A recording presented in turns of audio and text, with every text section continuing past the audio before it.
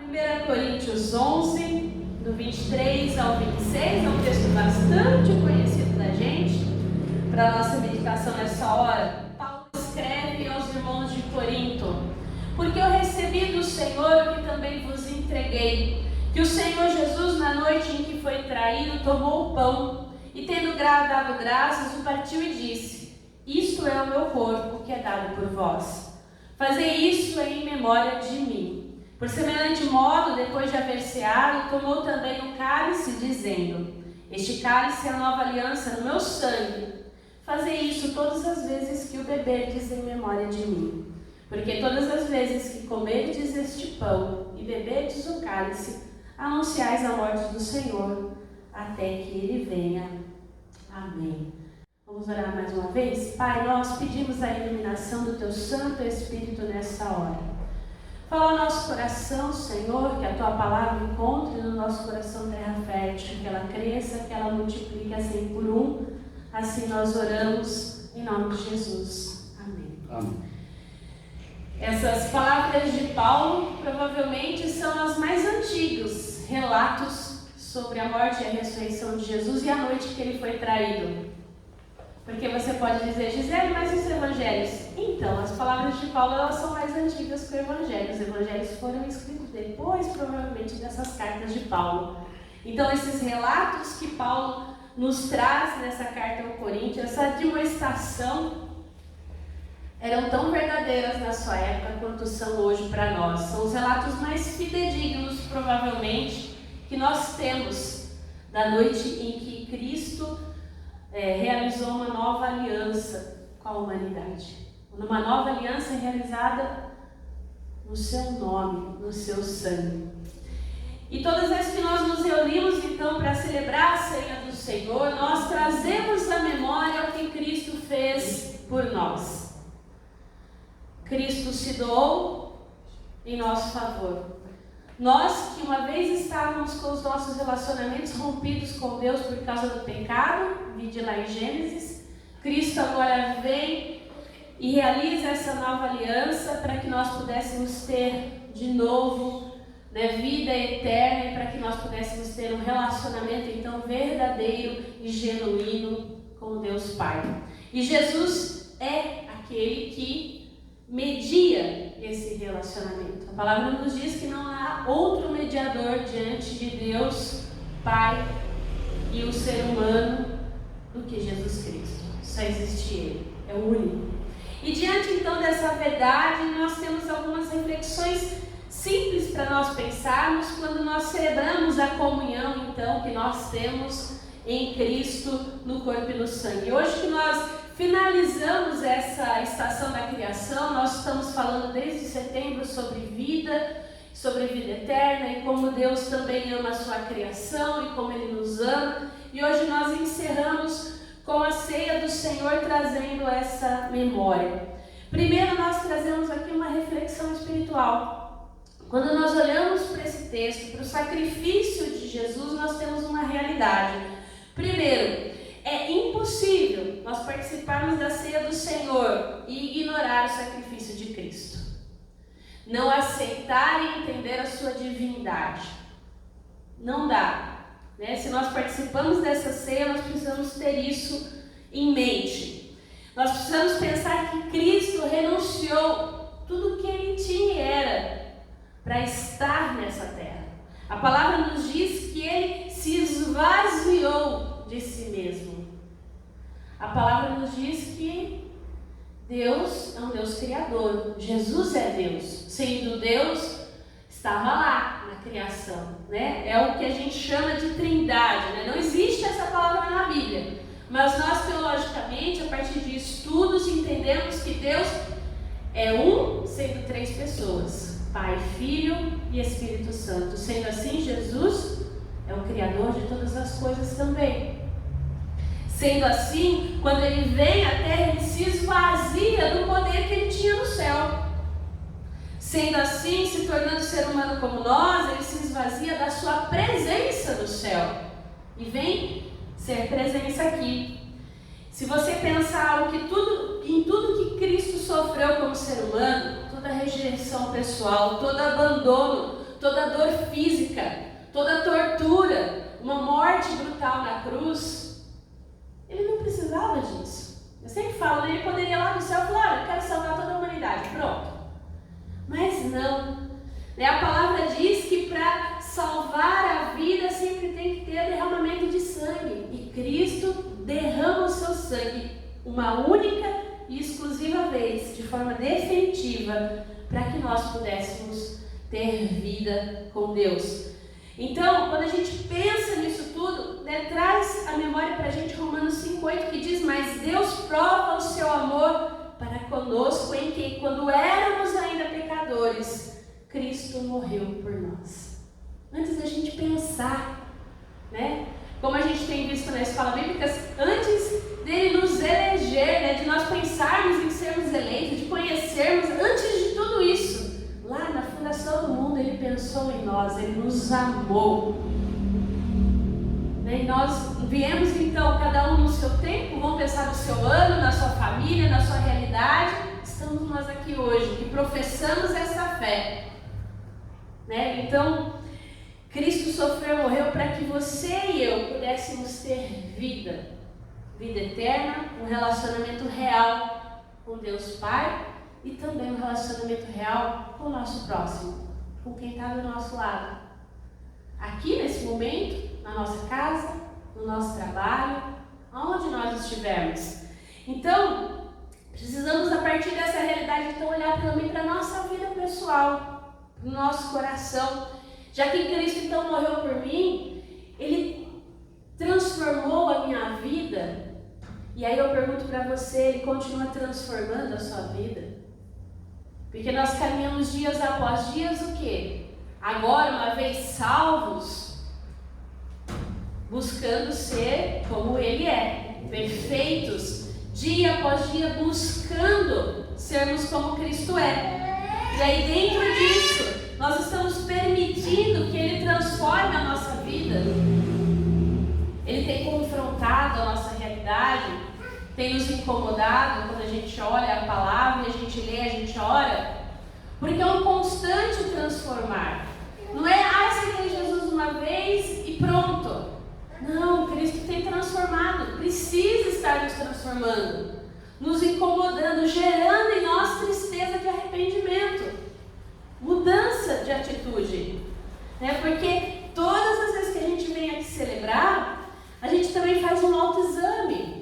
Porque quando Paulo escreve aos Coríntios, se você continuar lendo aí, ele vai falar que é necessário um autoexame. Por quê? Porque os coríntios estavam lá numa divisão tremenda, ao ponto de Paulo falar o quê? Se você come em casa antes de vir. Por quê? Porque a ceia não era só um pãozinho, um vinhozinho, era realmente um alimento, aquela ideia que a gente vai fazer aqui depois, do junto da panela, era mais ou menos isso. E tinha gente que se achava mais favorecido porque tinha dinheiro, porque era rico e queria comer mais que os outros. E os outros ficavam sem. E aí Paulo vai fazendo uma advertência, vai trabalhando essa questão de divisão dentro da igreja. Por quê? Porque é necessária uma reflexão espiritual e pessoal de deixar-se transformar-se. Então aquela igreja estava se deixando transformar. Quando nós olhamos para a ceia também, a gente precisa trazer à memória a ideia também de uma libertação espiritual. Como assim, Gisele? Cada um de nós aqui tem uma batalha espiritual específica. Toda pessoa, qualquer um de nós tem um problema em alguma área. Tem alguma coisa ainda na nossa vida que está oprimindo a gente, que está fazendo às vezes a gente querer até desistir de seguir a Deus, porque olha, é muito difícil, eu não dou conta. Cada um de nós tem uma luta pessoal, um pecado pessoal, uma obra da carne dentro de nós que é difícil vencer. Algumas pessoas é a fofoca, outras é a bebida, outras é a fofoca, outros são outros tipos de vício, desgaste físico, emocional. Cada um de nós tem uma batalha. Cada um de nós também tem algumas pessoas que ainda não conseguem também se desvincular do passado. E o passado vem trazendo consigo culpa, vem trazendo consigo dor, vem trazendo consigo dificuldade de perdoar, dificuldade de se relacionar. São batalhas, batalhas. Algumas pessoas têm problemas com pecados intermitentes, que não deixam elas em paz. É luta contra a pornografia, contra a linguagem torpe, contra a crueldade. Tem gente que gosta de usar muitas vezes a boca para amaldiçoar, sendo crente. Então, são lutas, e aí eu queria que você pensasse comigo que essas coisas também são barreiras para o nosso crescimento espiritual. E Cristo na cruz nos libertou de tudo isso. E nós precisamos tomarmos para nós essa libertação. No sangue de Jesus. Sabe, a gente precisa realmente confiar, como eu falou essa semana em uma das devocionais, confiar em Deus totalmente. E tomar essa liberdade para si. Porque muitas vezes a gente não tem expectativa de crescer. Olhando para Cristo, a gente vai falar, você quer saber? Eu acho que eu nem quero. Eu nem vou dedicar tempo para isso. Nem foco, é muito difícil. Mas Cristo nos libertou na cruz para uma nova vida. Ele nos chamou para sermos novas criaturas. E a gente tem deixado de lado essa verdade. Porque, Deus me perdoa mesmo. Cristo já pagou o preço. Né? Tá tudo certo. Mas a gente precisa nos esforçarmos. O português ficou feio, né? A gente, né? Nós precisamos nos esforçarmos. Estou no ouvido, né? Por quê? Porque a palavra nos diz que se o Filho vos libertar, verdadeiramente sereis livres. Você tem vivido essa liberdade? Ou você tem ainda estado debaixo do jugo de todas essas coisas que eu falei até agora? Essas batalhas, elas estão sendo vencidas não por Cristo, mas pela nossa carne. Precisamos pensar muito nisso, porque Cristo deu o perdão sobre as coisas que você pediu perdão hoje e as do passado também. Sobre os pecados que nós pedimos perdão. E por que a gente continua carregando? Eu não consigo me perdoar, José. Cristo te perdoou, Ele é Deus. Quem é você para não se perdoar? Quem é você para não abraçar, então, esse sangue, essa cruz e falar, eu quero essa vida e eu vou viver essa vida? Não porque você pode ou porque você é muito bom, muito boa, corajoso o suficiente. Não, mas porque Cristo já pagou o preço. Ele comprou. Nós cantamos qual o preço, não foi? E a gente se deixa levar facilmente pelo ladrão. O ladrão que veio para roubar, matar e destruir. E ele tem roubado, e ele tem matado, e ele tem destruído as nossas vidas e não tem deixado a gente viver em abundância, porque a gente não se deixou libertar espiritualmente. A gente vive no jugo do inimigo. E a partir dessa perspectiva, quando a gente olha para essa mesa, então a gente precisa se deixar renovar. Renovar-se. O desejo de Cristo é uma transformação. Que a gente se pareça mais com Ele. Cada dia mais com Ele. É uma luta, é uma vida, é um perseverar. E perseverar nem sempre é fácil. Mas a gente precisa repetir pra gente todo dia o Evangelho. Quando a gente olha no espelho, né, e vem aquela batalha espiritual, e vem aquela vontade de pecar, porque tem dia que a gente tem vontade e a gente se vai pelo pecado. A gente já sabe qual é o fim, né, de alguns desejos, de algumas situações que a gente se envolve, a gente já sabe que o final é pecado. Mas é olhar no espelho e falar, Cristo me libertou, e eu vou viver por essa libertação em nome de Jesus. É pregar para si mesmo. Cristo se doou na cruz. Não é só um pãozinho e um suco de uva. Foi o corpo e o sangue de Cristo por nós, derramado uma única e exclusiva vez. Quando a gente vem aqui celebrar uma vez por mês, a gente traz a memória. Nós temos essa necessidade, como seres humanos, do símbolo, né? Para nos trazer a memória.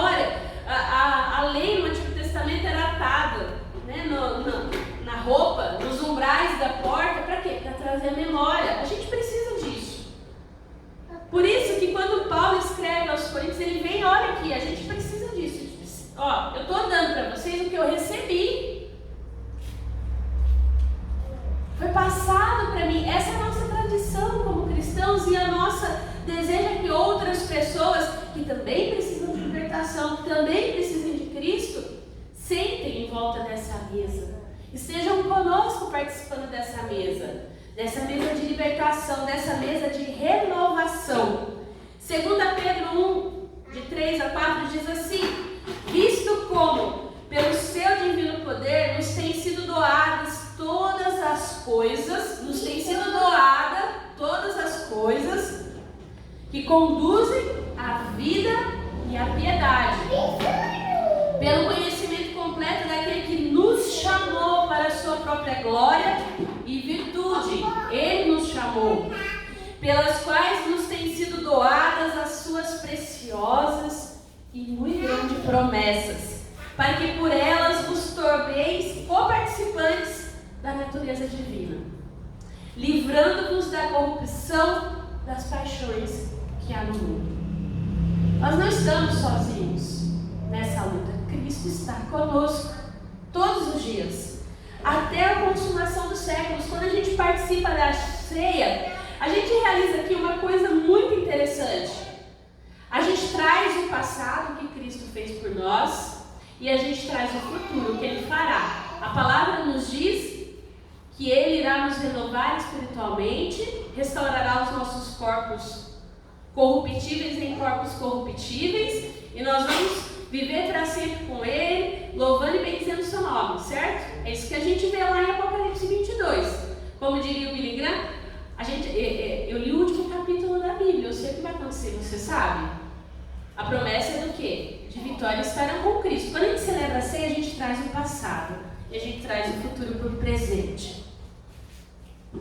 E nesse viver o presente é que a gente celebra a alegria, a gente celebra a comunhão que nós temos em Cristo, que nós participamos dessa natureza divina, mesmo que seja por um momento, mesmo que seja com um símbolo que a gente precisa para trazer a memória. E aí a gente pode falar que aqui também algumas tradições chamam de memorial, mas nós, como presbiterianos, nós temos uma outra visão.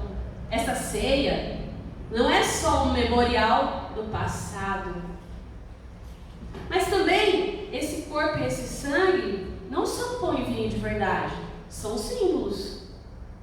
Então, quando nós trazemos o passado e trazemos o futuro para o presente, a gente celebra aqui a presença real de Cristo. Isso é o que nós cremos como presbiterianos. Alfredo Borges Teixeira diz o seguinte, aí eu vou abrir aspas aqui: o sinal não contém o corpo, nem é veículo deste, mas o uso que o comungante faz dele pela fé e a ação do Espírito Santo, pela qual Cristo está presente no referido ato, dão em resultado que o comungante, ao mesmo tempo em que corporalmente participa dos sinais simbólicos, participe também espiritualmente, não só dos benefícios da morte de Cristo na cruz, mas também do seu corpo glorificado que está no céu. Fecha aspas. Quando nós participamos aqui, nós participamos de tudo isso. Nós participamos da morte de Cristo na cruz por nós, pelo sangue derramado, e participamos da promessa futura que nós temos. Essa é a presença real de Cristo em nós. Então, quando nós estamos em volta dessa mesa, nós celebramos a Cristo. Nós celebramos a Cristo, presença real, que nos restaura, é alimento espiritual. Porque a gente precisa do símbolo, a gente precisa desse gosto de pão na boca, desse gosto do suco de uva na boca, para trazer a memória. A gente é muito assim, a gente precisa de memória afetiva. Né? Eu não sei vocês, mas eu tenho algumas boas lembranças com sabores, né? que traz aquela coisa de encher o olho d'água, sabe? É isso que esse símbolo representa. Olha, você está participando daquilo que eu fiz por você na cruz, eu te libertei. Viva essa libertação. Se deixe renovar espiritualmente. Quando a gente está aqui celebrando também, a gente participa de toda uma tradição que Paulo traz aqui para a gente, no texto que nós lemos, e aqui a gente desfruta da presença real de Cristo.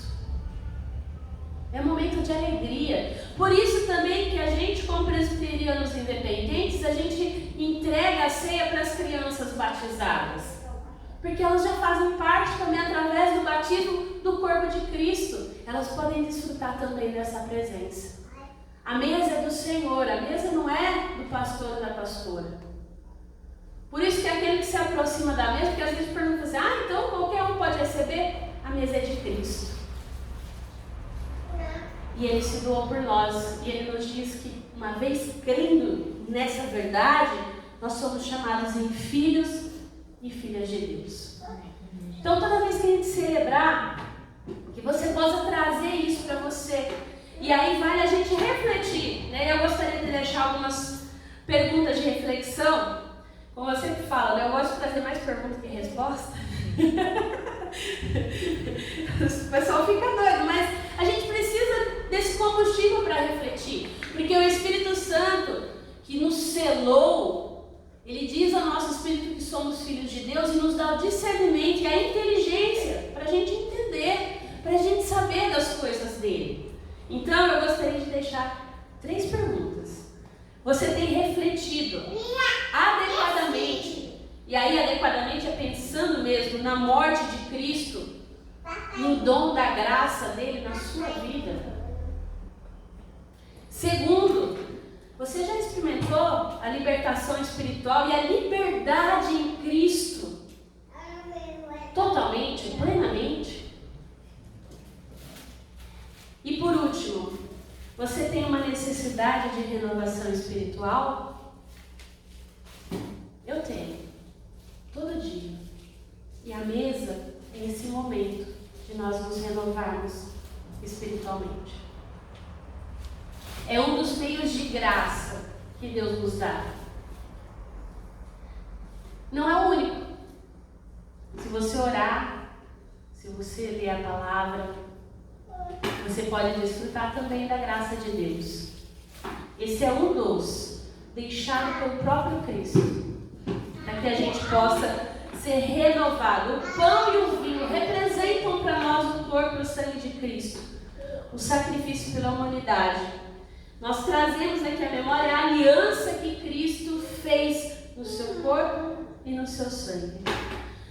O sacramento nos leva a uma reflexão espiritual. Precisa nos levar. Precisa nos levar também à libertação espiritual e sempre a uma renovação. Porque a comunhão com Deus, a comunhão com os irmãos e irmãs na fé, compromisso que nós assumimos nessa mesa é um compromisso missionário. Você sabia disso? Porque nós assumimos o compromisso de anunciar a morte de Jesus até que Ele venha. Ele vem. E que Ele venha logo, Maranata. Esse é o nosso clamor, né? Que Ele venha. Então, que você possa estar firme em Cristo. Porque é Ele que deve ser o autor e consumador da nossa fé. Ninguém mais. E eu gostaria de convidar você a orar nessa hora. Vamos orar. Toda glória, Senhor, e toda ação de graça sejam dadas a Ti, ó Senhor, Deus Todo-Poderoso, Pai, porque Tu, na Sua eterna misericórdia, compaixão, enviaste o Seu Filho, Jesus Cristo, nosso Senhor, para sofrer a morte sobre a cruz da nossa redenção, oferecendo de uma vez por todas, Pai, o sacrifício perfeito e suficiente para o perdão dos pecados de toda a humanidade. Obrigada, Pai, nós te damos graças ainda também, Pai, porque Jesus, na véspera de entregar a sua vida, instituiu uma nova aliança, instituiu, Senhor, o sacramento do pão e do vinho para que nós celebrássemos a comunhão do seu corpo e do seu sangue em memória desse sacrifício, anunciando dia após dia que o Senhor vai voltar. Pai, nessa hora, que esse sacramento, que esse sacramento aqui, Senhor, possa, Pai, alimentar a nossa fé, possa alimentar a nossa esperança, fortalecer o nosso espírito, Pai, diante de tantas batalhas que nós enfrentamos, ó Pai. Porque, Senhor, muitas vezes, nós temos tido batalhas difíceis. Batalhas contra a nossa carne, batalhas, Senhor, diante desse mundo tenebroso, diante de tantas dificuldades, ó Pai, que o inimigo tem posto na nossa caminhada. Ele quer roubar, matar e nos destruir. Mas nós sabemos que, pelo sangue de Cristo Jesus, nós somos salvos por Ti e para Ti. Amém. O Senhor nos chamou para as boas obras. Amém. Senhor, fortalece-nos para que nós possamos andar nelas. Assim nós oramos, Senhor, nessa hora. E, ó Deus, também pedimos, abençoa esses elementos, ó Pai, abençoa cada um aqui que vai receber, Senhor, o corpo e o sangue, que nós possamos sair daqui, ó Deus, edificados, para a honra e glória do Seu nome. Amém.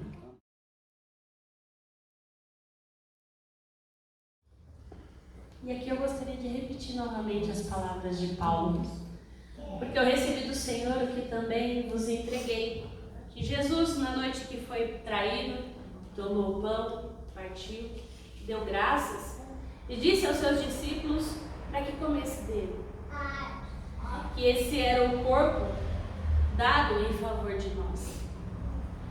De semelhante modo, após haver ceado, ele tomou o cálice, deu graças e disse: esse é o cálice da nova aliança em meu sangue, fazei isso todas as vezes que beberdes. Que nós possamos comer e beber sempre em memória de Cristo, porque é por Ele, para Ele, todas as coisas. Então comamos e bebamos.